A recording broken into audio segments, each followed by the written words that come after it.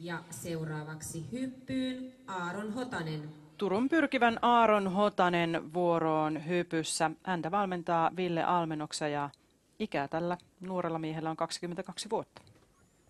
Viime vuonna SM-kisoissa hypyssä 4. Ja eilisen karsinan 1 aloittaa upealla urhovoltilla suorin vartaloin. Kalle Määttä.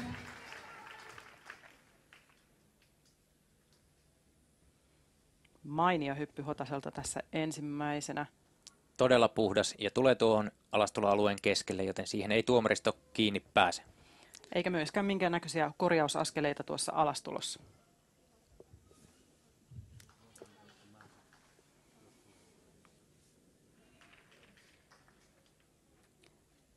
Ja näin lähtee Aaron Hotanen toiseen hyppyynsä.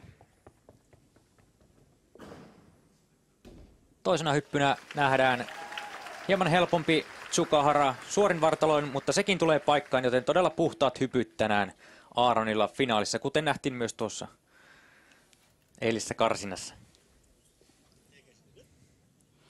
Turun pyrkivän Aaron Hotanen saa ensimmäisestä hypystään 14,475 ja toisesta 13,875, joten hänen hyppypisteensä 14,175 ja ykköseksi.